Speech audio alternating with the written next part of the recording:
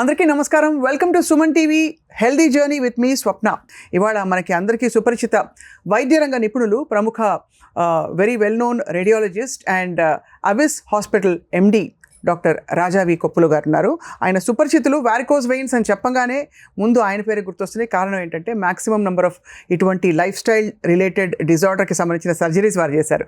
Doctor రాజా, welcome sir. నమస్కారం అండి. Traffic constables మనం అస్సలు పట్టించుకొని వ్యక్తులు ఎవరైనా ఉన్నారా అంటే, పైగా విసుకుంటూ ఉంటాం. వాళ్ళు అప్పుడప్పుడు రోడ్డు మీదకి వచ్చేసి మధ్యలోకి చెయ్యి అడ్డు పెట్టేసి పెద్ద పెద్ద కార్లు, బస్సులను ఆపేస్తారు. పెడెస్ట్రియన్ సేఫ్టీ కోసం ఎంత కృషి చేస్తారు.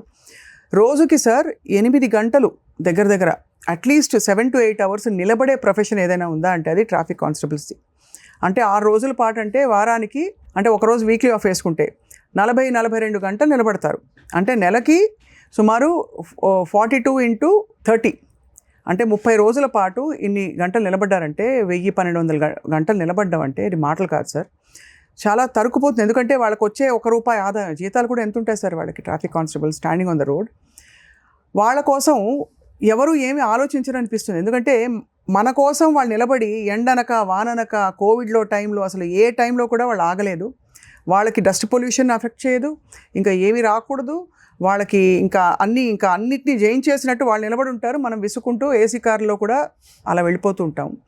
వాళ్ళ స్టాండింగ్ వల్ల 1200 గంటలు పర్ మంత్ అంటే సంవత్సర కాలంలో వీ కెన్ ఇమాజిన్ సార్ ఎన్ని, ఒక 10-12 వేల గంటలు పర్ ఇయర్. ఇంకా జీవితకాలం వాళ్ళ సర్వీస్ అంతా ఎన్ని గంటలు నిలబడతారో ఊహించుకోవచ్చు మనం. Very sad. So would it be right to say traffic కాప్స్కి మరి న్యాచురలీ వాళ్ళకి వారికోజ్ వెయిన్స్ సమస్యలు ఎక్కువ వస్తాయా సార్? చాలా ఎక్కువ. Treated so many traffic constables, traffic ASIs, చాలా కామన్. ఇంకా వాళ్ళకి ఇదంతా ఈ 7 hours 6 hours మామూలు రోజులు. ఇంకా బందోబస్తు ఇంకుంటుంది, అది వేరే స్టోరీ. ఏముంటుంది సార్ బందోబస్తు అంటే ఎవరో ఏదో విఐపీ కోసం వెయిట్ చేస్తూ గంటలు నిలబడి ఉంటారు. ఆ రోజు అయితే అసలు మామూలుగా అయితే కొంచెం పావు గంటలు కూర్చోవచ్చు. ఇప్పుడు ఎవరైనా వస్తున్నారు 2 గంటలు, ఆయన ఎప్పుడు వస్తారో తెలియదు విఐపీ గారు. ఈయన అలా నిలబడే ఉంటారు అప్పుడు దాకా. ముందు నోటీస్ వస్తుంది. అది హారబుల్. వాళ్ళకి ఎలా స్టార్ట్ అవుతాయి సార్? అసలు వాళ్ళకి తెలుస్తుందా సమస్య స్టార్ట్ అవుతుంది బాడీలోని? వాళ్ళకి పాపం తెలియదు.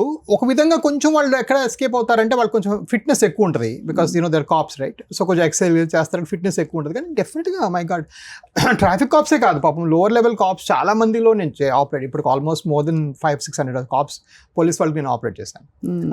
Very common. I mean they stand, వాళ్ళ హెవీ బూట్స్, పైగా వాళ్ళ బూట్స్ కూడా చాలా హెవీగా ఉంటుంది. That makes a difference. How does it make difference? Leg లాగుతూ ఉంటుంది. ఆల్రెడీ వెరికోస్ ఉన్నాయి, దానిలో బ్లడ్ అంతా పూల్ అయింది. ఈ బూట్స్ లో అలా ఇంకా పూల్ అవుతుంటుంది. హెవీ బూట్స్ అవి.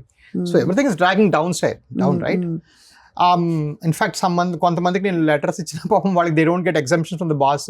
అంటే కొంచెం అలా కూడా జరిగే అవకాశాలు ఉంటాయి. ఏం ఎగ్జామ్షన్ ఇస్తారు అంటే మీరు బాబు సిట్టింగ్ జాబ్ ఇవ్వండి, అతనికి ట్రాన్స్ఫర్ చేయండి ఒక 6 నెలలు అంటే, మాకు వేకెన్సీ ఉన్నప్పుడు చేస్తామంటారు. వాళ్ళు మన ఇష్టం చేయలేరు. మరి వాళ్ళకి ఏంటి సార్ పరిష్కారం? పాపం చాలా కష్టం అండి, చాలా కష్టం. I have seen like some people, I mean literal గా they are on my phone dial, doctor garu మళ్ళీ వచ్చినాయి పాపం రికరెన్స్. నొప్పులతో వస్తారా వాళ్ళు? వెరికోసే పుళ్ళు అయిపోతాయి, చాలా మందికి పుళ్ళు అయిపోతాయి. ఆ పుళ్ళ మీద మళ్ళీ సాక్స్ షూస్ వేసుకోవాలి. అఫ్ కోర్స్ మనం ఆపరేట్ చేస్తాము, బట్ తర్వాత కూడా కొన్ని బేసిక్ జాగ్రత్తలు ఉంటాయి కొంతమందికి. మరీ like 6, 8, 7 hours, 5 hours, 7 hours standing is very difficult okay spot లో. సో మీరు అంటే ఇందులో స్పెషలైజ్ చేస్తున్న ఒక సర్జన్గా ఒక లైఫ్ స్టైల్ చేంజ్ చెప్పాలంటే వాళ్ళ కోసం ఎలాంటి? బికాజ్ వాళ్ళు ఏదో వాకింగ్ మనకు చెప్తారు, ఇప్పుడు కూర్చుంటే 2 నిమిషాలు నడిచి every 1 hour go take 2 minute walk అని రాసుకుంటాం మనం. వాళ్ళకి ఎక్కడ వాక్ చేస్తారు ట్రాఫిక్లో? They have stuck to where they are. వాళ్ళకి ఏం మార్పులు చెప్తారు సార్ సిస్టమిక్గా? బికాజ్ ఇది పెద్ద సమస్య అవుతుంది కదా. ఒకటి రెండు సిచ్యువేషన్స్ ఎలాగా నేను నోటీస్ చేశానంటే, ఇప్పుడు దాకా నాకైనా ఒక 10-15% మంది పాపం సీనియర్, అంటే పెద్ద వయసు అయిపోయిన కాప్స్, పోలీస్ వాళ్ళు వెయిట్ యాడ్ చేసుకుంటారండి పాపం. లైఫ్ స్టైల్ అయితేనేమి, అలా నిలబడ్డము, అలాగా దానివల్ల కొంచెం లావ్ అయిపోతారు. ఒక పాయింట్ అది కొంచెం ప్రాబ్లం అవుతుంది. డెఫినెట్గా alcohol, smoking, life style modification అనేది అందరికీ అవసరమే, వీళ్ళకి ఇంకా అవసరం. ఎందుకంటే ఈ కాలులో ఆల్రెడీ డ్యామేజ్ పెరిగిపోయింది కాబట్టి. రెండోది మాత్రం డెఫినెట్గా నన్ను అడిగితే we have to create a system. At least ఇలాంటి ప్రాబ్లం వచ్చిన వాళ్ళకి కొంచెం ఆఫ్లైన్ తీసుకుపోవాలి డ్యూటీలోంచి. వాళ్ళకి డెస్క్ జాబ్స్ ఒక 3 నెలలు 4 నెలలు ఇచ్చి కొంచెం సెట్ అయ్యేదాకా వెయిట్ చేసి అప్పుడు మళ్ళీ రీడిప్లాయ్ చేయాలి. అది కొన్నిసార్లు పాసిబుల్ అయిందండి. నేను లెటర్స్ రాసి చాలా మందికి అయింది, ట్రాన్స్ఫర్ చేసి పాపం సిట్టింగ్ జాబ్కి వెళ్ళారు, డెస్క్ జాబ్స్కి. బట్ కొన్నిసార్లు వాళ్ళు వచ్చి, సార్ ఎవరు పట్టించుకోలేదు సార్, మరి ఇంకేం చేస్తామని చెప్పేసి. సో వాళ్ళకి ఏమిటి సార్ పరిష్కారం? సో ఫస్ట్ ఆఫ్ ఆల్ ఏంటంటే దీన్ని కొంచెం సిస్టమిక్గా కూడా చూడాలండి. నెంబర్ 1 ఏంటంటే అట్ ఎర్గనామిక్ లెవెల్, అంటే right man for the right job అంటారు కదా, ఎర్గనామిక్స్. సో ఎర్గనామిక్ లెవెల్లో ఫస్ట్ ఆఫ్ ఆల్ వాళ్ళకి చాలా చేంజెస్ తీసుకురావాలి. నా ఉద్దేశంలో అసలు ఈ డస్ట్ పీల్చుకుంటూ అన్ని దగ్గర నిలబడాల్సిన అవసరం లేదు.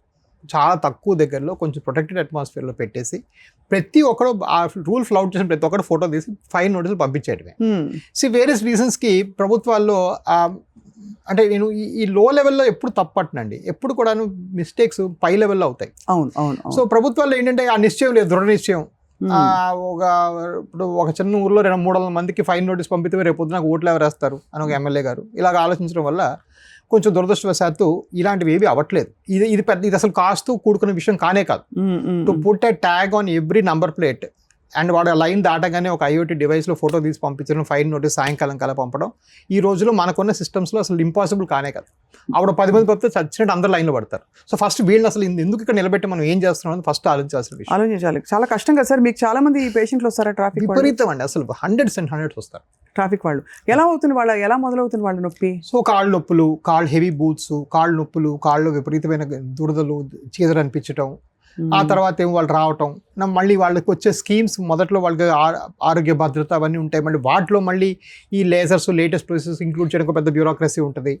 అంటే వాళ్ళ ఆక్యుపేషన్ హ్యాజర్డ్ అయినప్పటికీ వాళ్ళకి అదనంగా బెనిఫిట్స్ ఇవ్వాల్సింది పోయి వాళ్ళకే చెక్లు పెడుతున్నారు. అంటే చెక్స్ ఉంటాయి గవర్నమెంట్ స్కీమ్స్ లో. అసలు ఆ schemes I can frankly tell on the TV అసలు వెరీ పువర్ గా ఫంక్షన్ చేస్తాయండి. అసలు అంటే దే సమ్హౌ అది ఎక్కడ లెజిస్లేషన్ లెవెల్లో బాగానే ఉంటాయి, ఆలోచన లెవెల్లో ఎవరో పెద్దవాళ్ళు నీతి కమిటీ ఆయోగ్ అని చెప్పేసి చేద్దాం అంటారు.